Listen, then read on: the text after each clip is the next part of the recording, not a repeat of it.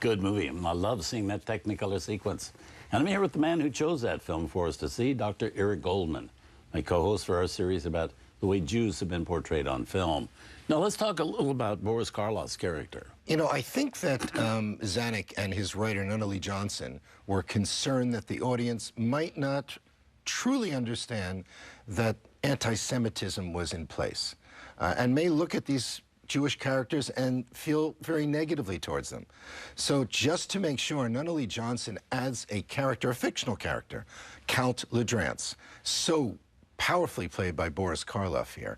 And this guy is the villain. He's the anti-Semite. It's very clear. He's the Nazi.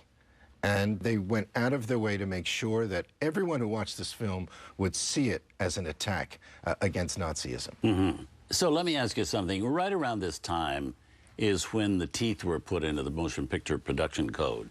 It had been around for several years. Nobody was paying that much attention to it. But in 1934, they really did start paying attention, or they were going to be in big trouble. But when this film was kind of green-lighted, the production code wasn't really in yet. Do you think it would have been made the way it was made if it had been done after the code had its teeth? It's very possibly that it never would have been made.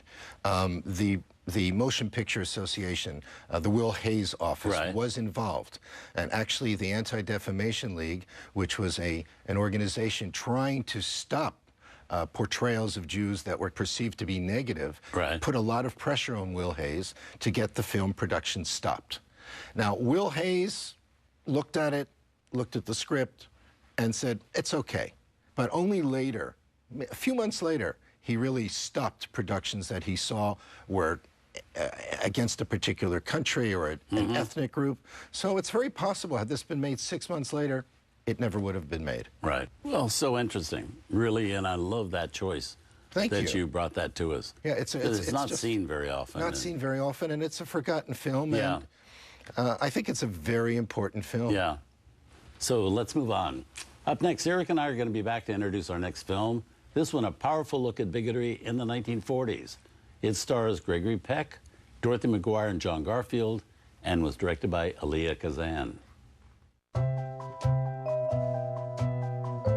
Tonight on Turner Classic Movies, Gregory Peck exposes anti-Semitism in Elia Kazan's Gentleman's Agreement. Then Robert Ryan has one gigantic chip on his shoulder and Crossfire. And William H. Macy is mistakenly identified as a Jew in Focus. The city is filled with sordid